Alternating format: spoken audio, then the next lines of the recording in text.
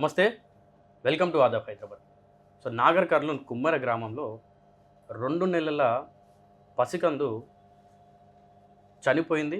నిజంగా చెప్పాలంటే చనిపోయింది అనకూడదు.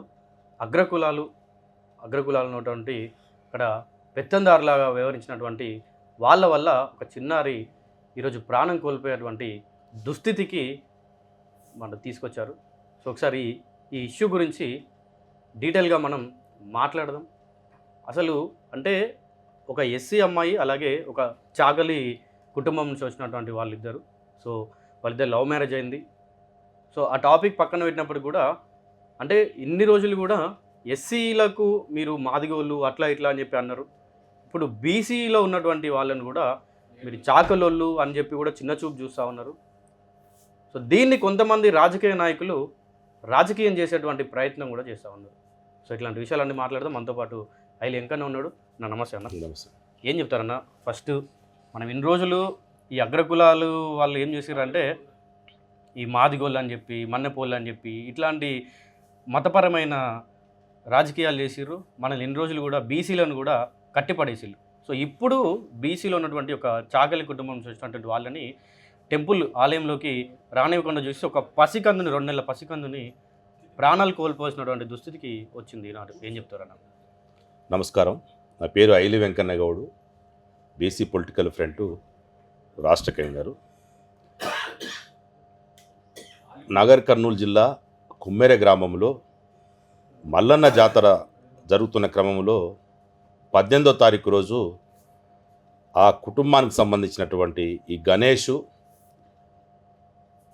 కళ అనేటువంటి కుటుంబంలో 2 నెలల పసిపాపతోటి దర్శనానికి పోవడం జరిగింది. దర్శనానికి పోయిన సందర్భంలో అక్కడ జరుగుతున్నటువంటి ఏదో 100 రూపాయలు టికెట్ పెట్టాలి, టికెట్ తీసుకొని దర్శనానికి రావాలంటే ఆ టికెట్ ఇవ్వాలి కదా, రిసిప్ట్ ఇస్తే మేము ఇస్తామని అన్నప్పుడు రిసిప్ట్ లేదు ఏది లేదని దుర్భాషలాడి అంటే ఈ డబ్బులు అని మొన్ననే సర్పంచ్ గెలిచిండు శ్రీనివాసరెడ్డి, ఆ మధుకర్ రెడ్డి అని 3 రెడ్లే, తుకారం రెడ్డి. అయితే అక్కడ ఏం చేసిర్రు, మొన్న ఎందుకు డబ్బులు పెట్టి ఖర్చు పెట్టింది కావచ్చు, వాడు ఏంటంటే మొన్ననే 2 నెలలనే రికవర్ చేసుకోవాలి కదా దేవుడి పేరుతోటి, డబ్బులు దోసుకోవాలా, తినాలి, దాచుకోవాలి. సర్పంచ్ అయినవరా భయ్, నువ్వు ప్రజలకి సేవ చేయాల్సింది పోయి మొత్తం ఈ బడుగు బలహీన వర్గాల దగ్గర దోచుకొని రిసిప్ట్ లేకుండా అంటే ఎవరి కోసం పోతున్నాయి డబ్బులు, లెక్క పత్రం ఉంటుంది కదా. ఆ ప్రశ్నించినందుకు నువ్వు నన్ను అడుగుతావరా సాకలోడా, నువ్వు అడుగుతావే మాది కదానా అని చెప్పేసి ఆ కొబ్బరికాయలు అమ్మేటువంటి రూములో తీసుకుపోయి విపరీతంగా కొడితే అడ్డుపోయి ఆ పాపని కూడా నా భర్తను కొట్టకండి అని చెప్పేసి పాపని తీసుకుపోయి వాళ్ళ కాళ్ళ మీద పెడితే కాలుతోటి శ్రీనివాసరెడ్డి దంతే అప్పటికప్పుడు ప్రాణాలు కోల్పోయిన 2 నెలల పసిపాపకు. వీళ్ళు పోయి కేసు పెట్టారు. కేసు పెడితే ఎవరి మీద చర్య తీసుకోవాలి? పోలీసులు. ఎవరైతే మరణించారో ఆ పాపకు సంబంధించినటువంటి హత్య కాబడినట్టు ఎవడైతే హత్య చేసిండో ఆ పరమేశ్వర్ రెడ్డి అనేటువంటి మీద శ్రీనివాసరెడ్డి, మధుకర్ రెడ్డి కొట్టినట్టు వాళ్ళ మీద చర్య తీసుకొని వాళ్ళని అరెస్ట్ చేయాలి. ఆ చేయకపోగా పైగా వీళ్ళు కేసు పెట్టిన వాళ్ళ మీదనే ఎఫ్ఐఆర్ బుక్ చేసి స్వేచ్ఛగా తిరుగుతారు వాళ్ళు. ఏమనంటే మేము రేవంత్ రెడ్డి చుట్టాలం, తిరుపతి రెడ్డి చుట్టాలం, కొండారెడ్డి చుట్టాలం. అంటే కొండారెడ్డిపల్లికి 15 కిలోమీటర్ దూరం ఉన్నటువంటి ఊరు. స్వయంగా ముఖ్యమంత్రి హోంమంత్రిగా వ్యవహరిస్తుండు ఈ రాష్ట్రంలో. నల్గొండ జిల్లాలో యాదగిరి యాదవ్ని మూత్రం పోసి కిడ్నాప్ చేసి చంపుతాడు కోమటిరెడ్డి.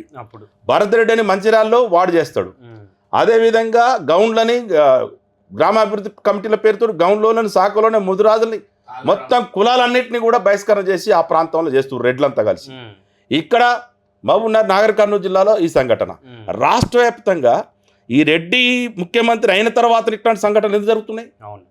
ఎందుకోసం, ఎవరి కోసం మీరు హోంమంత్రిగా ఉండి ముఖ్యమంత్రి నువ్వు పరిపాలన కొనసాగిస్తూ ఉన్నావు?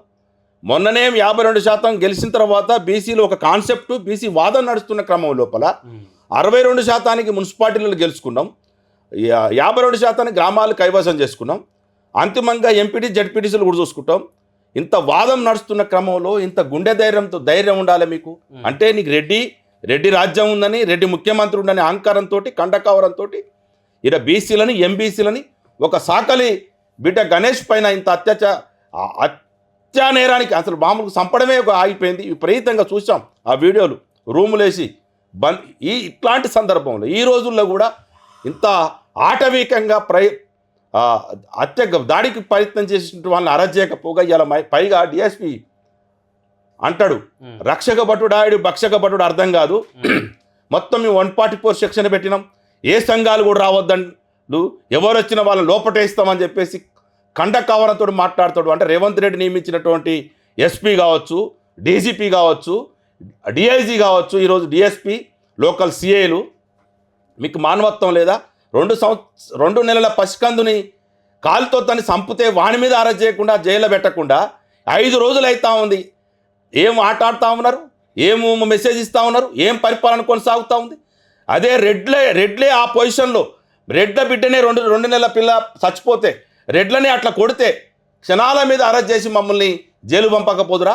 అంటే రెడ్లకు ఒక న్యాయం, మాకు ఒక న్యాయమా?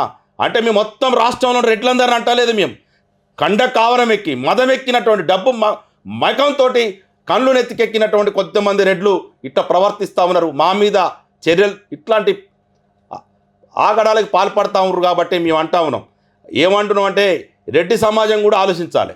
ఇట్లాంటి రెడ్లని మీరు వీళ్ళు బహిష్కరణ చేయాలి, సామూహికంగా బహిష్కరణ చేయాలి. రెడ్డి కులంలో వండుకుంటూ 90% గ్రామాల్లో మీ పరిపాలనలో ప్రజలు ఉంటే మా మీదనే పెత్తనం చేస్తూ ఉన్నారు.